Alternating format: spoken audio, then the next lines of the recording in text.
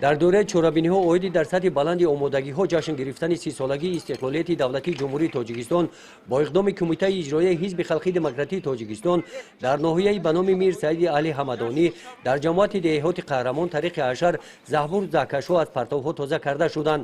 бо меҳнати ҳашарчон партовҳои дар соҳили канал мавҷуд буда кашонида шуда баъди тахту ҳамвор кардани соилҳои заҳбурҳо бо мақсади ободу зебо гардонидани муҳити табиати ин мавзеъ роҳҳои назди соҳил сангфарш карда шуда дар шафати он дарахтони сӯяфкан шинониданд. дар асоси дастуру супоришҳое ки пешвои муаззами миллат дар паёми имсолаашон иброз доштанд, Кумитаи иҷроияи Ҳизби Халқии Демократии Тоҷикистон дар ноҳияи Мир Саид Али Ҳамадонӣ дар якҷоягӣ ба ташкилоти ибтидоии ҳизбии таги намаки ҷамоати деҳоти Қаҳрамон дар доираи аксияи ҳизбии якҷоя ҳал мекунем даромадгоҳи деҳа ки аз ахлот ва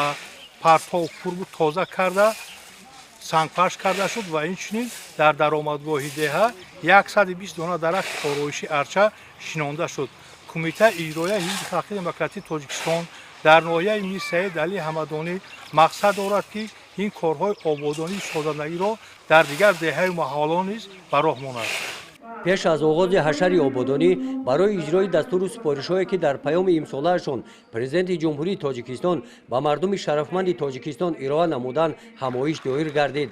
дар ин ҳамоиш намояндагони мақомоти иҷроияи ҳокимияти давлатии ноҳия, роҳбарияти Кумитаи иҷроияи Ҳизби Халқии Демократӣ, намояндагони мақомотҳои ҳифзи ҳуқуқ баромад намуда қайд намуданд ки сокинони шарафманди ноҳияи ба номи Мир Саиди Али Ҳамадонӣ дар қатори дигар шаҳру ноҳияҳо бо заҳмати содиқонаву аҳлонаи худ то ҷашни 30-солагии истиқлолу озодии Тоҷикистони маҳбубамон барои боз ҳам ободу зебо гардонидани ин гӯшаи Тоҷикистон саҳми арзанда мегузоранд.